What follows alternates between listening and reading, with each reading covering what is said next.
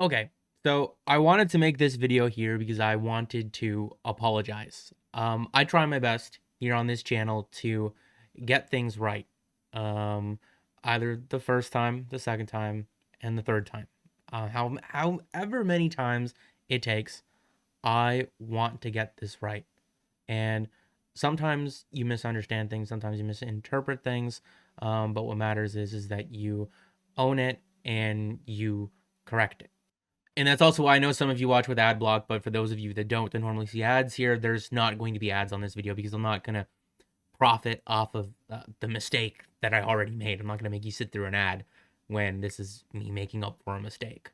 So in regards to how deadline cap space is calculated, how much of it the Toronto Maple Leafs have, and how much more of it they would need to acquire specific players, I haven't been getting it right for the last little bit, but we're going to correct it here in this video. This is 100% how deadline cap space works. So Cap Friendly has a trade machine proposal thing that you can do that calculates all the numbers up to the day, basically. And the Toronto Maple Leafs currently have $235,174 in cap space. And yes, it is important to go down right to the dollar, as we'll see by the end of the video. So in order to figure out how much cap space a team would need to acquire Matthias Ekholm, first of all, you need to figure out what day of the season you are acquiring said player.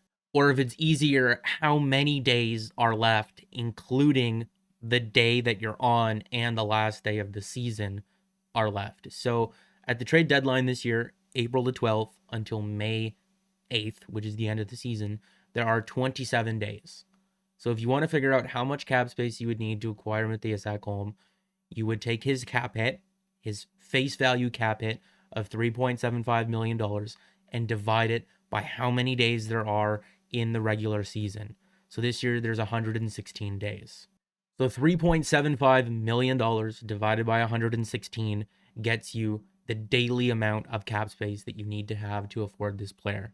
And then if you multiply that number by the amount of days that are left in the season from when you want to acquire this player, so like we said, from the 12th until May 8th would be 27 days. So that would be $872,844 worth of cap space. So the Toronto Maple Leafs, in order to acquire Matthias Ekholm or someone making $3.75 million anyway, would need $637,670 more of cap space. How can the Maple Leafs make up that difference? But if the Maple Leafs were to get 50% salary retained, they would only need $436,422. And yes, we do need to be that specific because it is going to come down to a couple of $1,000s. So obviously, we talked about it in the previous video. We talked about Travis Dermott's struggles. Ever since his rookie year, he's regressed. And if you're acquiring a guy like Matthias Ekholm, one of Travis Dermott or Zach Bogosian needs to come out of the lineup. Now, I said at least that Zach Bogosian kills penalties when he's not the one in the penalty box. Travis Dermott would be, if the Maple Leafs were acquiring a defenseman, the guy that would come out of the lineup. So in order to figure out how much cap space it would free up by either including Dermott in the deal or putting him on waivers, you would just do 89 divided by 116, because there's 27 days left in the season, and that would give you a number that you can then multiply Travis Dermott's face cap hit value of, and it gives us this number here. There's his face cap hit value of $874,125, and this is how much money he would have already been paid out. Meaning that at this year's trade deadline, Travis Dermott would still be owed $203,460. So the calculator on the left is the amount of cap space that they would need to clear or have in order to acquire Matthias Ekholm on trade deadline day. And the calculator on the right is the amount of cap space that they would have if they use the cap space, all of it, that they have right now, and moved Travis Dermott off of their roster. So they can literally just about, because there's a couple of decimals missing here. They can literally just afford to make this deal while getting 50% salary retained and including a guy like Dermott by $2,200. If they wanted to add any more salary than just $3.75 million, they would need to move money out.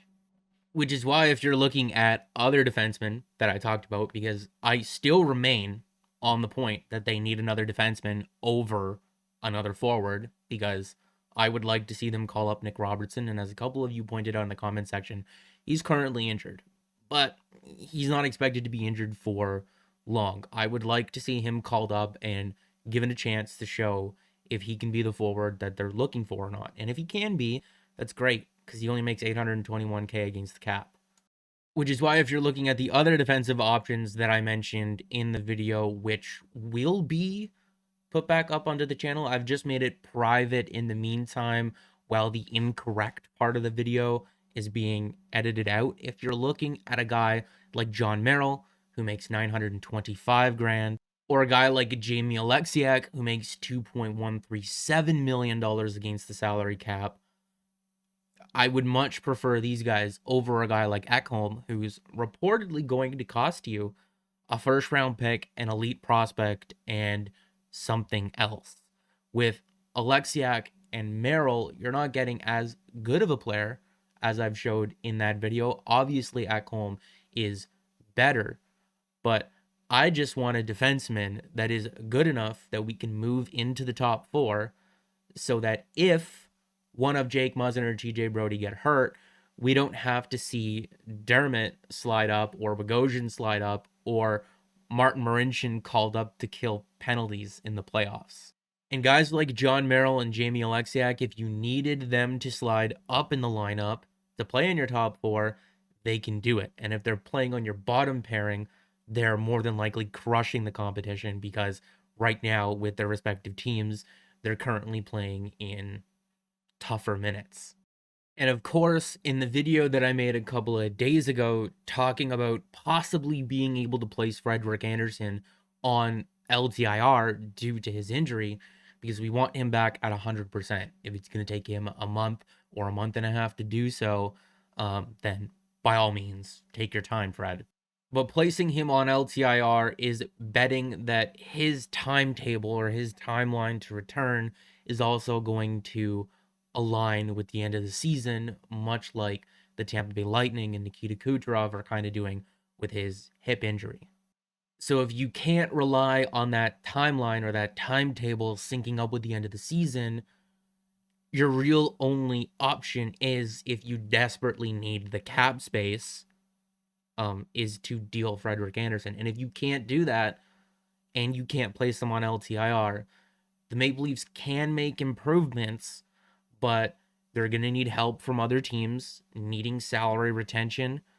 They're going to need to be selective with who they're looking at, which is why I'm not the biggest fan of going after a Taylor Hall, who makes an outrageous amount of money. I think that for that amount of money, you can get a lot better value for them. They're going to have to hope for a couple of things to align, but that's okay. It's best to explore all of your options than not talk about them at all, just because you think it may be a little bit of a long shot.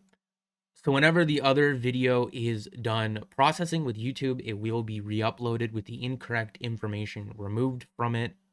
And this video will be uploaded as soon as I can be done editing it. Again, just wanted to apologize for not getting it right, because that's what I want to do here on this channel. You guys deserve that, to sit through a 14-minute video and to hear something that's totally wrong. That's on me. But I'm never going to leave you guys hanging. If I can correct something and figure it out, I will admit to being wrong. Not afraid to do that at all. And if me being wrong, whether I meant to do it or not, is gonna make you unsubscribe, I totally understand that, right? Like I said, you don't want to watch a 14-minute video and have the information in it be false. So that's why I'm making this in the first place. But hopefully That's not the case. Hopefully you don't unsubscribe. Hopefully there can be a mutual understanding here and a promise from me to you that I will do better in the future to make sure that um, the right stuff does make it into these videos, because I do care. I do care about not necessarily just being right, just not steering you guys the wrong way.